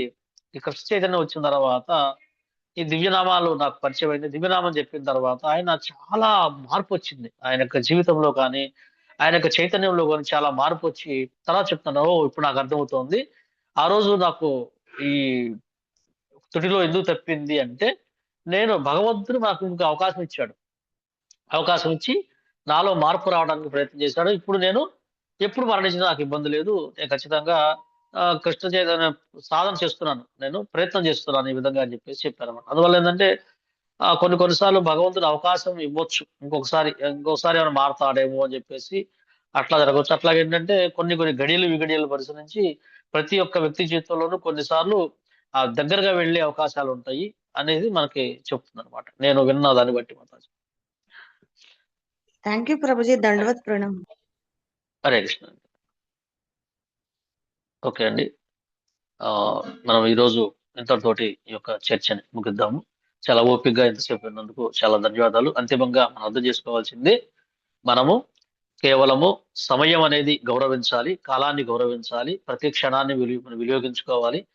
చివరగా దీన్ని మనం ఉపయోగించుకొని దివ్య చైతన్యంలో ప్రపాదవారు చేసినట్టుగా ఈ తమోగుణం దాటి రజోగుణం దాటి సత్వగుణం కూడా దాటి విశుద్ధ సత్వగుణంలో ఉంటూ మన చైతన్యం ఎప్పుడు కూడా దివ్యనామాలు జపించటంలో భగవద్ దివ్యనామాలు జపిస్తూ ఉన్నట్టయితే ఖచ్చితంగా మనము అంతిమ సమయంలో ఏ సమయంలో కాలం చేస్తున్నామనేది కాకుండా మన అంతిమ సమయం పరీక్షించబడుతుంది. కాబట్టి మనం ఎప్పుడు కృష్ణుడి యొక్క రక్షణలోని గురువు రక్షణలో ఉన్నట్టయితే మనము అంతిమంగా భగవద్ధామానికి వెళ్ళడానికి మార్గం అనేది సుగమవుతుంది. ఆయన రక్షణలో ఉంటే ఆయన చూసుకుంటాడు. మన ప్రయత్నం మాత్రం మనం ఖచ్చితంగా చేయాలి. ఇది ఈ యొక్క 4 శ్లోకాల ద్వారా మనం తెలుసుకున్న అంతిమ సందేశం.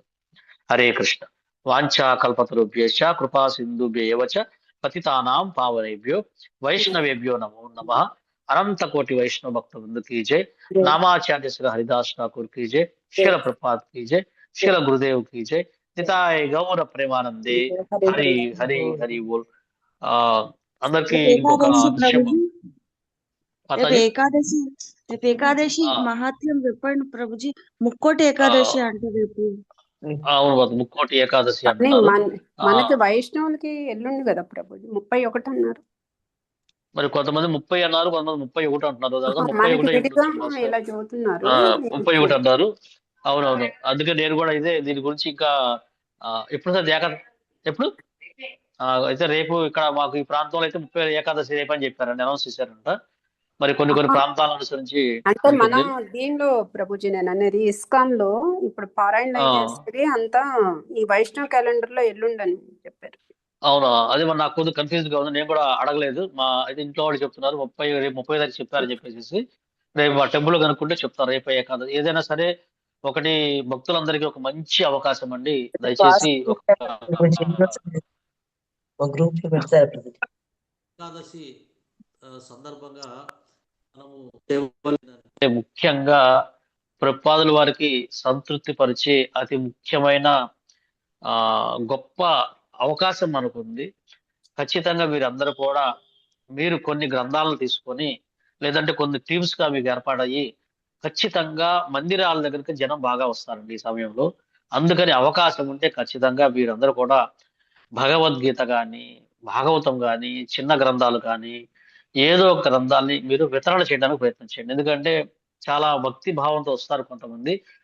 ఎవరైతే అదృష్టవంతులు ఉన్నారో వాళ్ళు ఖచ్చితంగా ఆ యొక్క భగవత్ సందేశం తీసుకోవడానికి మీ దగ్గర గ్రంథాలు తీసుకోవడానికి వాళ్ళు తీసుకునే అవకాశం, మీ చేతుల్లో తీసుకునే అవకాశం భగవంతుడు ఇస్తాడు. అందుకని మీరు ఆ ప్రయత్నం చేయండి. ఖచ్చితంగా మనము ఈ ఏకాదశి ముక్కోటి ఏకాదశి ఏదైతే ఉందో ఈ పర్వదానాన్ని భగవత్ సందేశాన్ని భక్తులకు అందించాలి, బద్ధజీవులకు అందించాలి. అది టార్గెట్ పెట్టుకొని మీ టీమ్స్ పెట్టుకొని అనుకోమాకండి, నా వల్ల కాదని అనుకోమాకండి.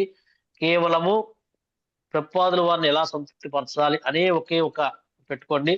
దయచేసి రేపు నెక్స్ట్ మన క్లాస్ జరిగే సమయానికి నేను ఇక్కడ ఉన్న అందరినీ 33 మంది ఉన్నారు దాదాపుగా. ఈ 33 ఎంతమంది ప్రయత్నం చేశారో, మీలో ఎవరైతే ఏదన్నా విజయం సాధించారా, ఎంతమంది పుస్తకాలు అమ్మారని చెప్పేసి ఆ నివేదికని దయచేసి అందిస్తే మేము చాలా ఆనందిస్తాము. ఖచ్చితంగా మీరందరూ కూడా ప్రయత్నం చేయండి. ప్రయత్నంలో పూర్ణంగా పెద్దవారు ఉన్నారు అనుకోండి, మీ వారితోటి ఖచ్చితంగా ఒకటి అర్థం చేసుకోండి, గురువు నుంచి మనకి ఆశీర్వాదం లభిస్తే మనం ఊహించలేము.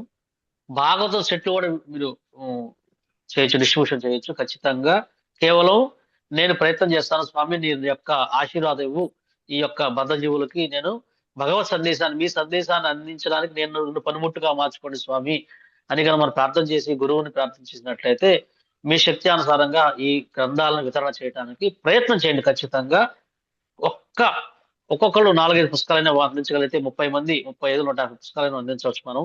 అందుకని ప్రయత్నం చేయండి. మేము కూడా ప్రయత్నం చేస్తాం. మేము మా యొక్క షాప్ ద్వారా కూడా మేము పుస్తకాలు పెట్టి అందించడానికి ప్రయత్నం చేస్తాం. హరే కృష్ణ. హరే కృష్ణ ప్రభుజీ. హరే కృష్ణ ప్రభుజీ, అయితే రేపు పాటించాలా ఎల్లుండి పాటించాలా ప్రభుజీ ఏకాదశి?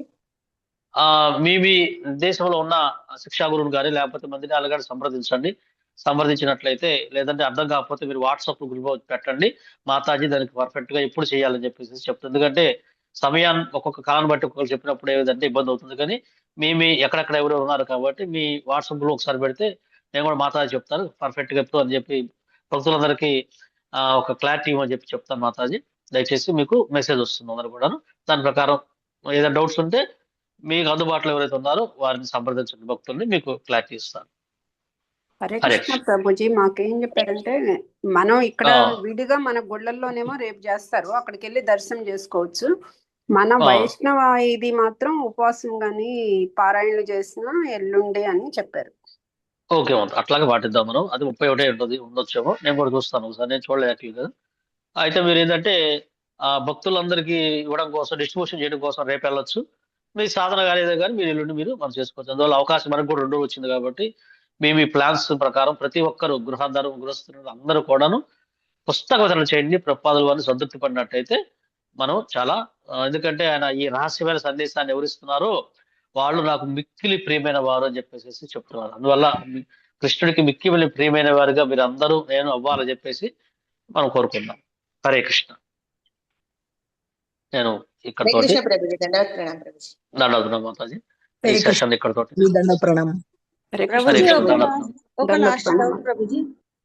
చెప్పండి మాతాజీ. ఓన్లీ చాంటింగ్ చేసి ఏం సర్వీస్ చేయకపోయినా, అంటే ఇంట్లోనే విశుద్ధ భక్తుల లిస్ట్ లోకి వస్తామా ప్రభుజీ? అంటే ఒకటి అర్థం చేసుకోవాలండి, ప్రపాదు వారు మనకేం చెప్తారంటే భక్తి యుత సేవ అంటే చాంటింగ్ కూడా ఒక భగవత్ చైతన్యంలో ఉండడానికి ప్రధానమైన సోపానం. అయితే ఈ చైతన్యం అనేది మనకి దివ్యంగా ఉండాలంటే, టేస్ట్ తెలియాలంటే మనం సేవ కూడా చేయాలి. ఈ 2 సేవ కూడా చేసినట్టయితే మనకి దివ్యనామం చెప్పడానికి ఇంకా బాగుంటుంది. దివ్యనామం చెప్తుంటే సేవ చేయడానికి అవకాశం ఉంటుంది. ఇప్పుడు మీరు చెప్పే సందర్భం ఏంటంటే ఒక్కోసారి ఏమీ శరీరం సహకరించదు, ఆరోగ్యం సహకరించదు, ఎక్కడికి వెళ్ళడానికి అవకాశం లేదు. అటువంటి సందర్భంలో మనం దివ్యనామాన్ని మనకు చెప్తున్న భగవద్ సన్నిధిని చేరుకోవడానికి 5 మార్గాలు ఉన్నాయి. ఏదైతే భాగవత శ్రవణము, దివ్యనామ జపము, తర్వాత పవిత్ర ప్రదేశాల్లో ఉండటము, తర్వాత ఇంకా 2 మార్గాలు ఉన్నాయి. ఈ విధంగా ఏదైనా సరే 5 మార్గాలు కూడా శ్రేష్టమైందని మనకి భాగవతం ద్వారా కానీ భక్తుల సంబంధించిందులో కూడా మనకు చెప్పారు. దివ్యనామం జపించడం అనేది ఉత్తమము. మిగతా సేవలు కూడా చేసుకుంటే దాంట్లో ఉన్న టేస్ట్ మనకు అర్థమవుతుంది. ఎవరైతే చేయలేని పరిస్థితుల్లో, ఆరోగ్యం సహకరించదు, బయటికి వెళ్ళని పరిస్థితి అనుకోండి, అప్పుడు మీరు మీ యొక్క దగ్గరలో ఉన్న శిక్షా గురువుని సంప్రదించి, అయ్యా నేను దివ్యనామం మాత్రం చెప్పగలను, సేవ చేయలేకపోతున్నానంటే ఆ విధంగా మనం చేయొచ్చు. ఇప్పుడు మనం హరిదాస్ ఠాకూర్ కేవలం దివ్యనామం చెప్పిస్తూ ఆయన అంతిమ సమయంలో కూడా దివ్యనామం చెప్తున్నారు. అయితే మనం దివ్యనామాన్ని మన సేవ అంటే ఏముంది, మీ చుట్టుపక్కల ఉన్న మీ వయసుతో ఉన్న వాళ్ళందరూ కూడా దివ్యనామ మహిమ చెప్తే అది కూడా సేవే. అది కూడా వాళ్ళకి యారే దేక తారేహ కృష్ణ ఉపదేశ్ అని చెప్పారు చైతన్య మహాప్రభు. మనం ఎక్కడ వాళ్ళు అక్కడే ఉండి మనము సేవ చేయొచ్చు. చైతన్య మహా రకరకాల మార్గాలు ఉన్నాయండి. సేవ అనేది టెంపుల్కే వెళ్ళి చేయాలి అనేది కాదు. అది చేయగలరు. చేయలేని పక్షంలో, చేయడానికి కుదరని పక్షంలో, ముఖ్యంగా ఏది చేయాలన్నా సరే మన యొక్క సమస్య ఏదైనా ఉంటే మన శిక్షాగురువును సంప్రదించి ఆయన చెప్తే ఆయన నిర్దేశంలో చేసుకున్న ఉత్తమం. మన సొంతంగా చేయకుండా ఇప్పుడు కూడా శిక్షాగురువు నిర్దేశంలో మనం చేసినట్టయితే మన యొక్క పరిస్థితిని అనుసరించి ఆయన దానికి తగిన సూచన అందిస్తాడు. దాని ప్రకారం మనం వెళ్ళటం అనేది ఉత్తమం మార్గం. హరే కృష్ణ. ప్రభుజీ దండవత్ ప్రణామం. మరి మీరు అడిగిన ప్రశ్నకు మేము చక్కగా చెప్పగలిగామో లేదో తెలియదు. దాన్ని నేను చెప్పే సూచన అయితే అవకాశం లేదు ప్రభుజీ, అవకాశం లేదు. అందువల్ల నేను చెప్పింది ఏంటంటే ఖచ్చితంగా అవకాశం లేదు అనే దాన్ని మీరు నిర్ణయించుకోలేరు. మీ శిక్షా గురువు ఎవరైతే ఉన్నారో, మీరు ఎవరైతే గైడెన్స్ ఉన్నారో వాళ్ళని సంప్రదించండి. అయ్యా నా పరిస్థితి ఇది, నేను ఏం చేయగలను, నేను ఇలా చెయ్యాలని అనుకోమాకండి, అలా చెప్పమాకండి. నేను ఏం చెయ్యాలి అని చెప్పినట్టయితే మీ పరిస్థితులకు అనుగుణంగా మీ యొక్క స్థితిగతులు అనుసరించి వాళ్ళు సూచనిస్తారు. దాని ప్రకారం చేసుకుంటే అప్పుడు నిర్దేశం అవుతుంది. నేను ఇలా చేయాలనుకుంటున్నాను ఎవరైనా సరే అలా అనకూడదు. మనం నా స్థితి ఇదండి, నేను మరి జపమాత్రం చేయగలను, ఇంకా ఈ నా స్థితిని అనుసరించి నేను ఇంకేమైనా చేయగలనా, నా స్థితిని అనుసరించి చెప్పినట్టయితే వాళ్ళు సులభమైన సరళమైన మార్గాన్ని సూచిస్తారు భక్తులు ఎప్పుడు కూడా. అందుకే భక్తుల సాంగత్యం అనేది చాలా చాలా ముఖ్యం. హరే కృష్ణ. థ్యాంక్ యూ ప్రభుజీ, దండవత్ ప్రణామం. హరే కృష్ణ. హరే కృష్ణ ప్రభుజీ, దండవత్ ప్రణామం ప్రభుజీ. హరే కృష్ణ. ఓకే హరే కృష్ణ ప్రభుజీ. ప్రభుజీ మా పాపకి జన్మనిచ్చింది ప్రభుజీ, ఇద్దరు క్షేమంగా ఉన్నారు ఈరోజు ప్రభుజీ. ధన్యవాదాలు. ఓకే, పాప సుఖప్రసవం అయిందంట. ఒక వైష్ణవురాలు వైష్ణవి యొక్క భగవంతుడి యొక్క కార్యక్రమం నిర్వర్తించడానికి మనకి ఈ లోకానికి వచ్చింది, ఆహ్వానించారు, భగవంతుడు పంపించాడు. ఈ వైష్ణవి శీల ప్రభుపాదుల వారి యొక్క మార్గంలో నడుస్తూ ఆమె ఖచ్చితంగా ఎవరైతే భక్తిని చేపట్టినట్టయితే 21 తరాలు ధరించబడుతుందని చెప్తున్నారు. కాబట్టి ఎప్పుడైతే ఈ తల్లిదండ్రుల యొక్క మంచి సంరక్షణలో ఆమె ఉంటూ కృష్ణ చైతన్యం పాటిస్తూ దివ్యనామాలు జపించాలని చెప్పేసి ఆమె ప్రభుపాదుల వారిని సంతృప్తి పరిచే విధంగా కృష్ణ చైతన్యంలో ఉండే విధంగా ఉండాలని చెప్పేసి మనందరం కూడా ఆమెకి పాపకి వైష్ణవికి ఆశీర్వాదం ఇద్దాము. అందరం కలిసి ఒకసారి 3 సార్లు. ప్రభుజీ నామకరణం గోపిక తారా బృందా ప్రభుజీ.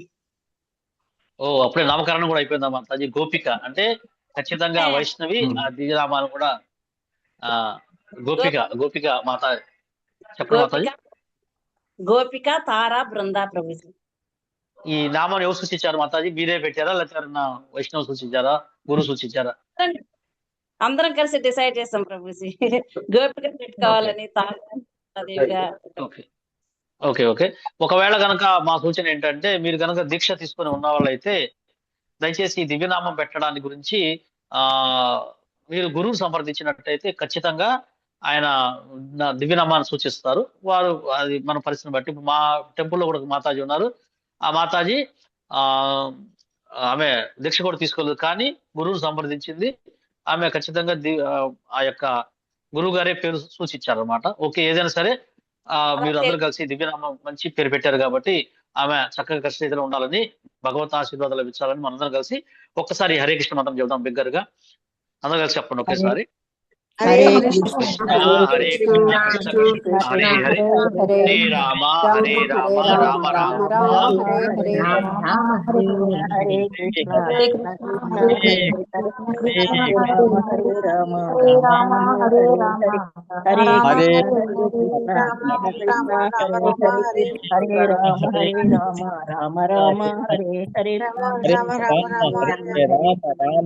హరే హరే కృష్ణ ప్రభుజీ, దండ ప్రణామం. ఓకే అండి, నేను రికార్డింగ్ స్టాప్ చేస్తున్నాను ఇక్కడ.